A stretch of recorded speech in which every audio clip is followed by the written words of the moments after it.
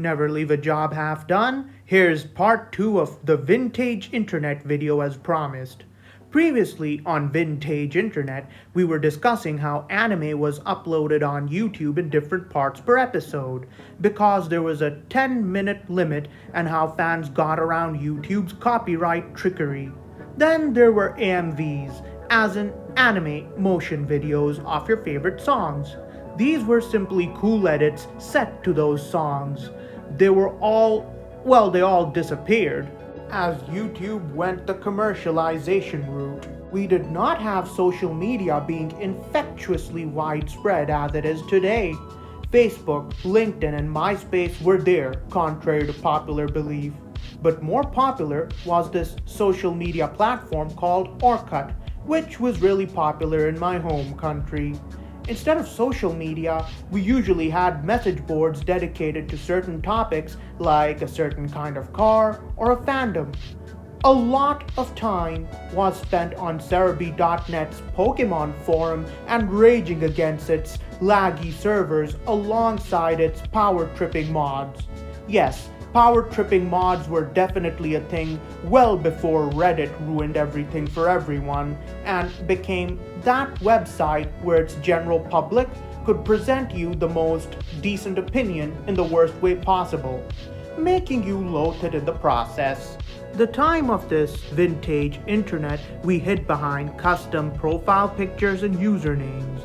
Using your own photo and your real name was a big, fat no.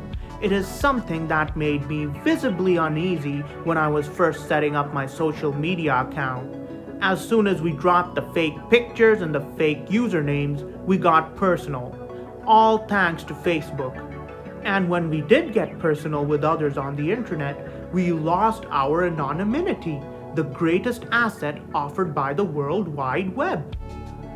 This allowed influencers to influence us with trash-tier thinking and grind sets we absolutely do not need. This allows others like them to mock and rage bait us in a way that it almost always gets under our skin. They've clearly mastered the art of rage bait, but we've survived OG Modern Warfare 2 lobbies, so we have to remember our training should we expect to survive. Anyway, then arrived not second-rate, but rather fifth-rate short-form content where everyone is the star of their little show, doing one reckless thing after the next in the false hope of making it big.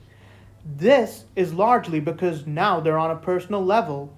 Oh, you said some mean things and only exercise your right to the freedom of speech? Looks like your employer would like a little Q&A with you. Having a large digital footprint is not the flex you think it is. We were the generation that could code the landing page for our WordPress blog and code images onto message boards. Now, a new season or an anime drops, our first response is, what streaming service is it on?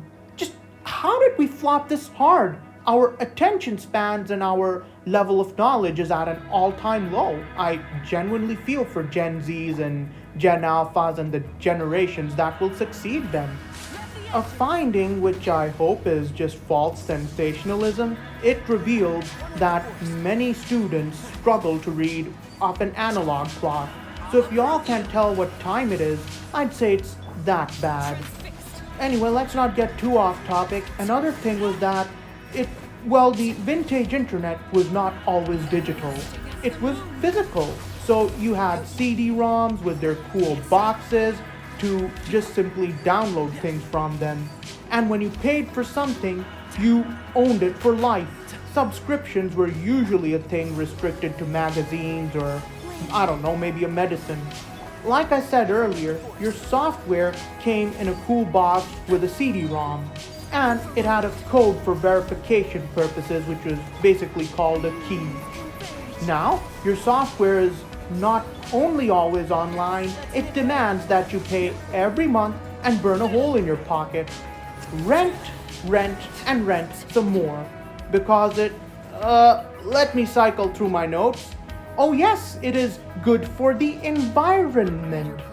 So anyway, what do you miss from the era of the old internet? Let me know your fondest memories in the comments. I will catch you with another one.